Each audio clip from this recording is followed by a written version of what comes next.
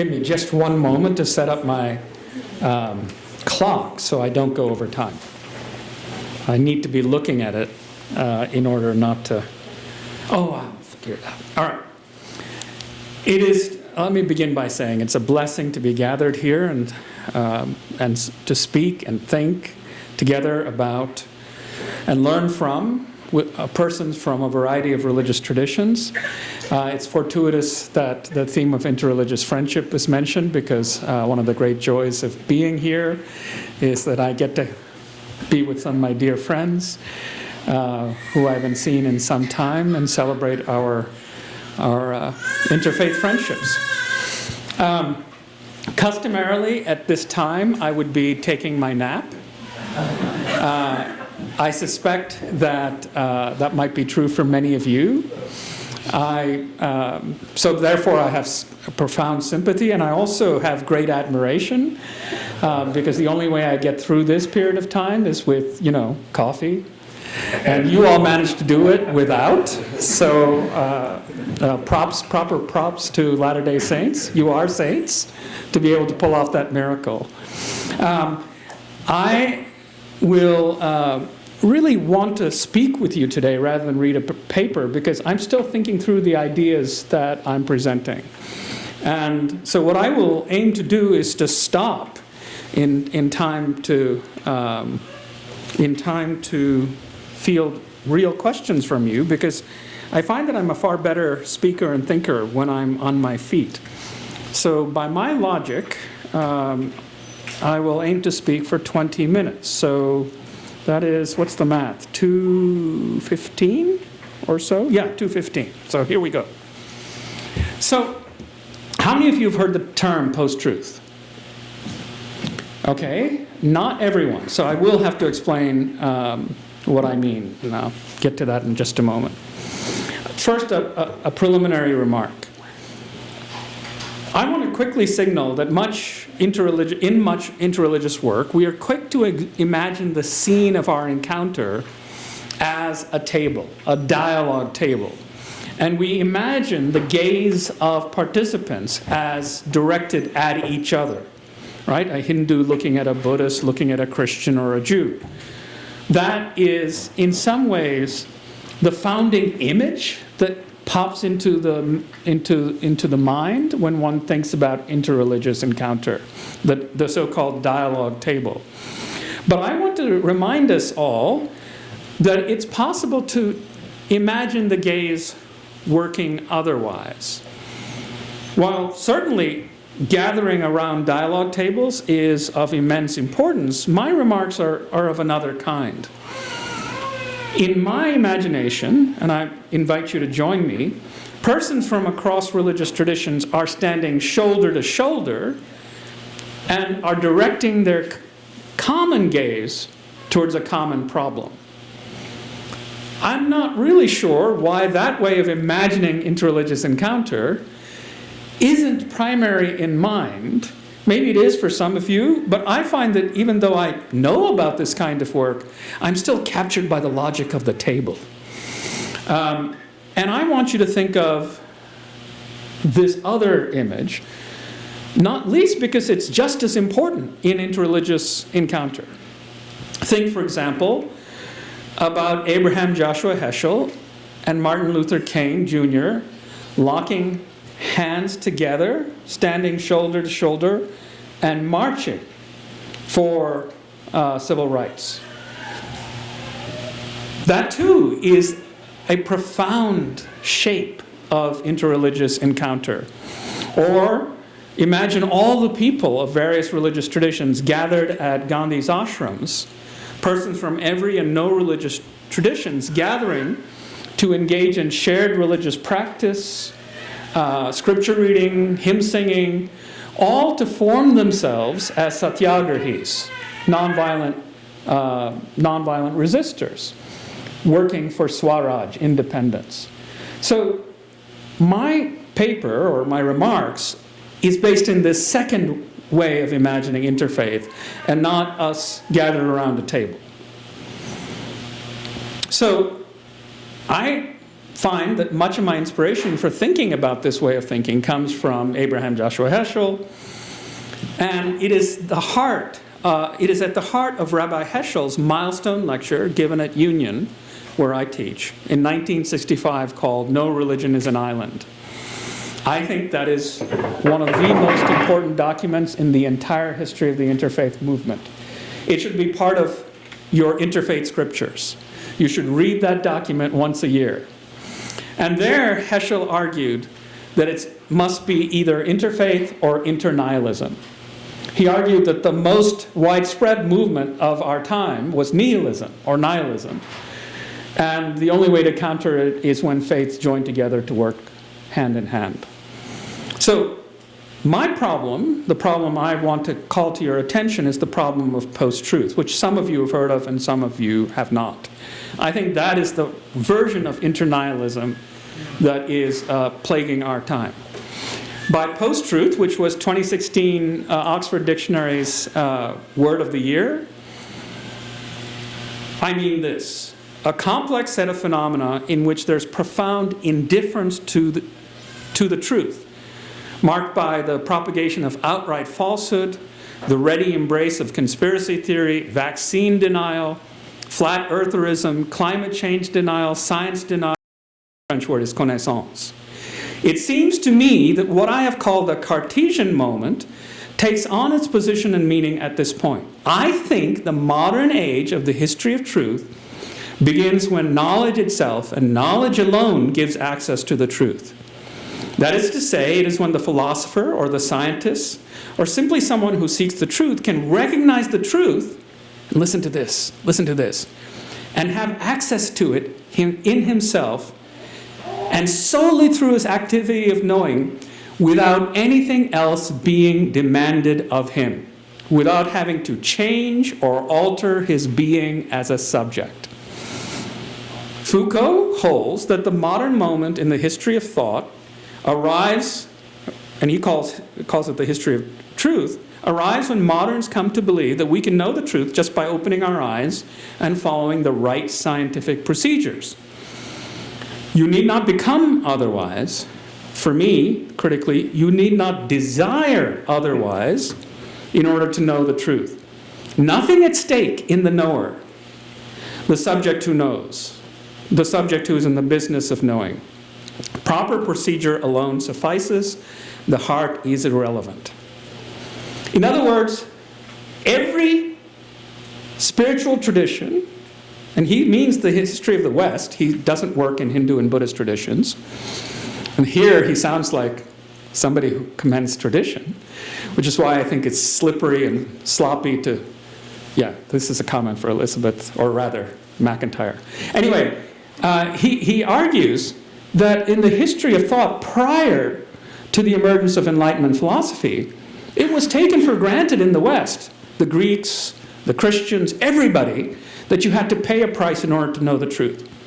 You had to become otherwise. You had to be transformed. You must be transformed in order to know the truth. No transformation, no access to truth. Here's how Foucault puts it. We will call philosophy the form of thought that asks, what is it that enables the subject to have access to the truth? And which attempts to determine the conditions and the limits of the subject's access to the truth. If we call this philosophy, then listen to this.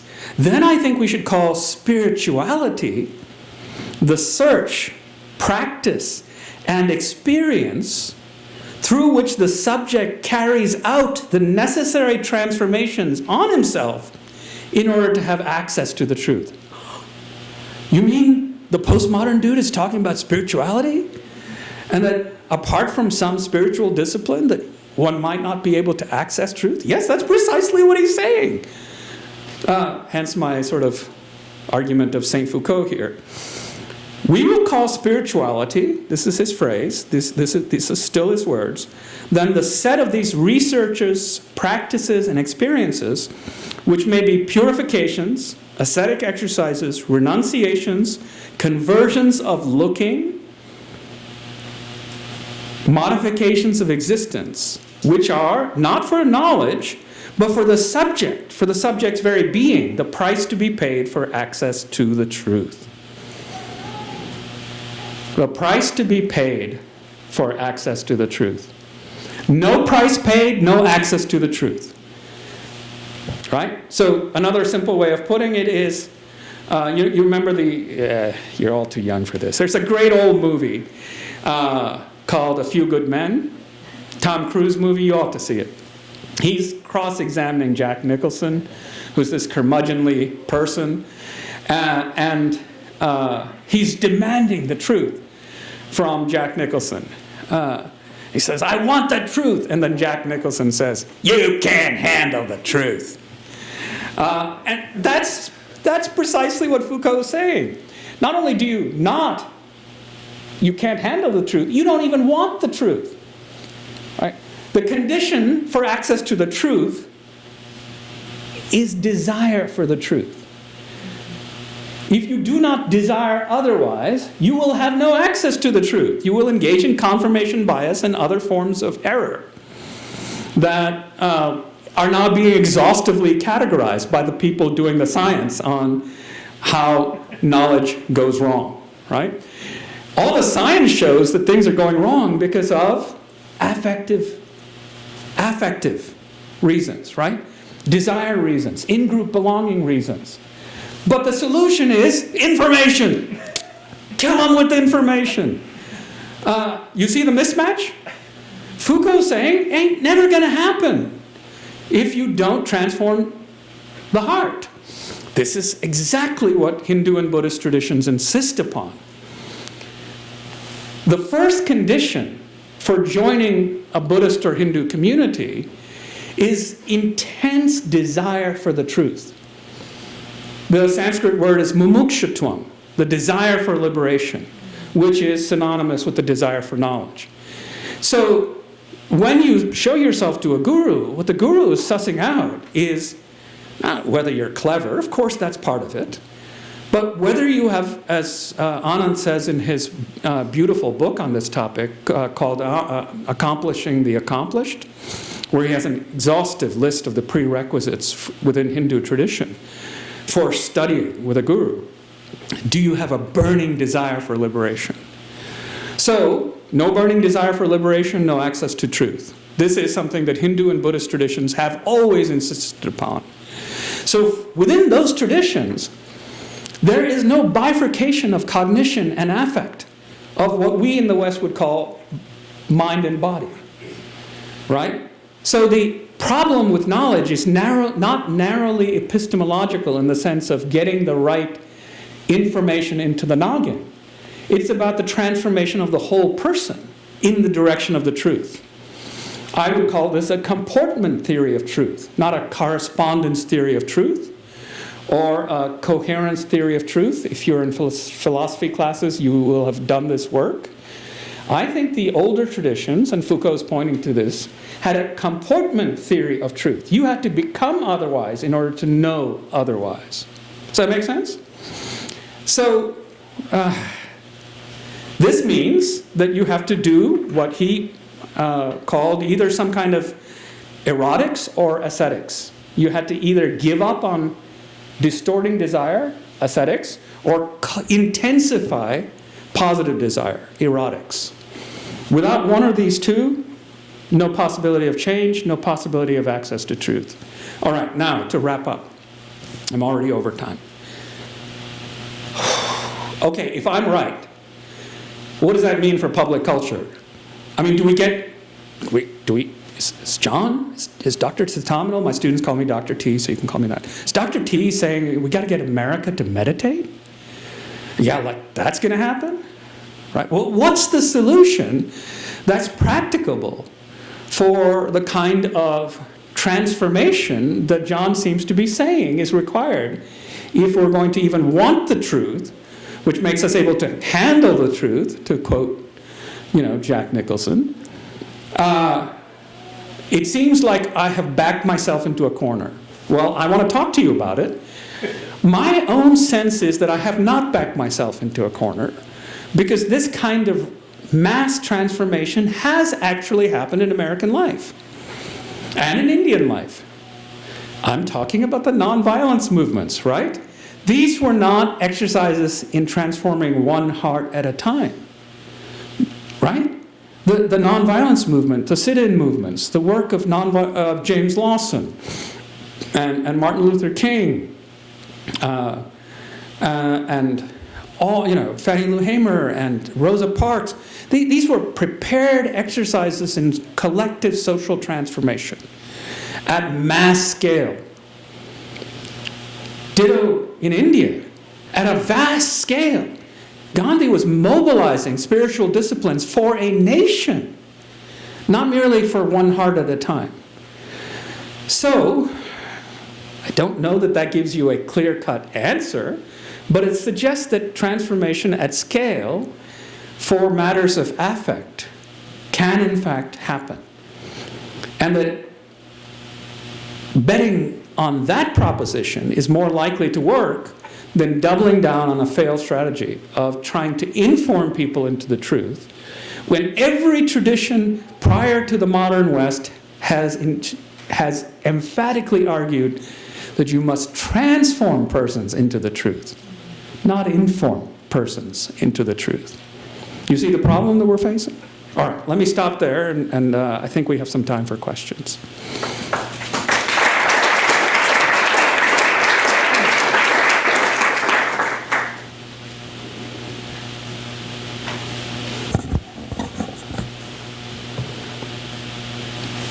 Mike.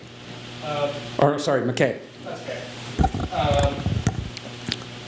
How does this argument, or your argument, translate into how you approach the classroom pedagogy? Yeah, my classrooms are not information centers. I don't try to render my class into an information dispensation machine. Right. So I begin almost every one of my classes with some kind of guided meditation. I work on settling their hearts. I work on some form of compassion meditation.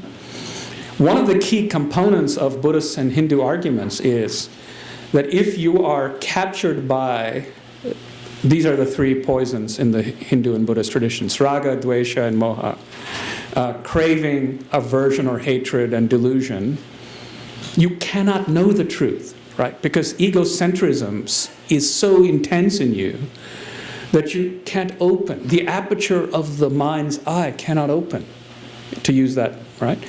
So you have to actually cultivate positive emotions.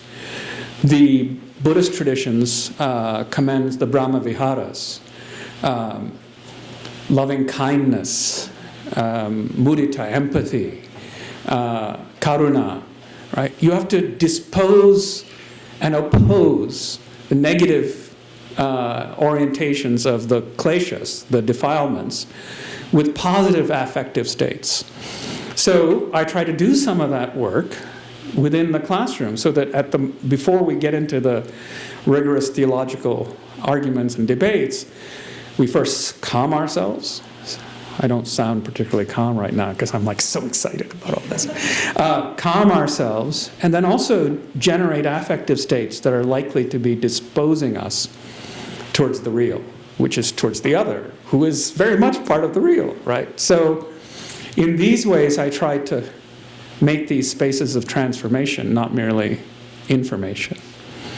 And of course, this was what seminaries always used to be, right?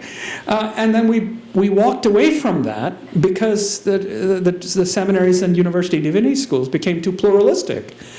And it was okay, which formative tradition can you mobilize? Whose disciplines do you use, right? So that's tricky. For various complicated political reasons, I mean, most people are okay with some form of Buddhist practice, watered down, but whose logic is explained to them. So, but in some classes, I can use Christian forms of contemplative practice, depending on what those classes are. And in this way, seek to transform the whole person. So, because I operate with a comportment theory of truth, not a correspondence theory of truth. In a correspondence theory of truth, you know the truth when you are able to make assertions that correspond to objective facts out there. If I say it is raining out there, I would be failing to correspond with what is out there right now. It's a gorgeous, beautiful day. Thank you for being here in the middle of all of that. So that's truth. Part of the problem we're dealing with when we're operating in an Enlightenment frame is that we think that's it. That a correspondence theory of truth is the only kind of truth there is. And then we wonder how we can't seem to get the right propositions into people's minds. When the data is readily available. You can just ask AI. If that's all it took, right? So you need a richer theory of truth. And if your classroom is operating on a model of truth that is out of sorts with what you're commending, your classroom is backfiring. It doesn't work. Other questions? Or?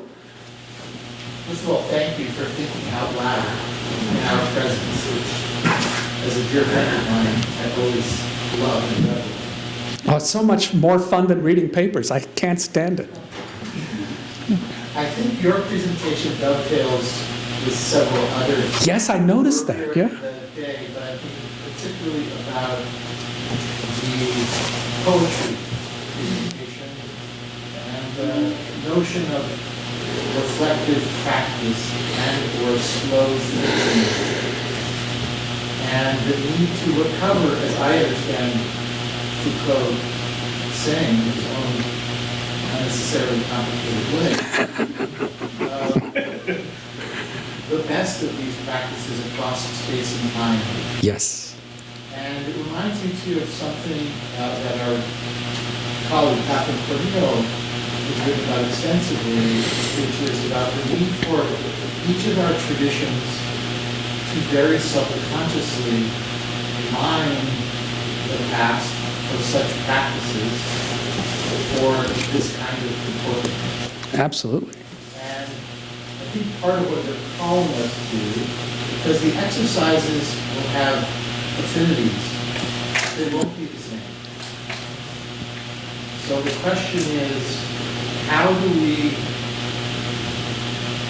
resource ourselves appropriately, Jewishly, Islamically, etc., but agree that higher education, and as you're saying, with a certain kind of urgency and or desperation, seminaries in particular, have to be places for formation, for this kind of slower thinking and feeling.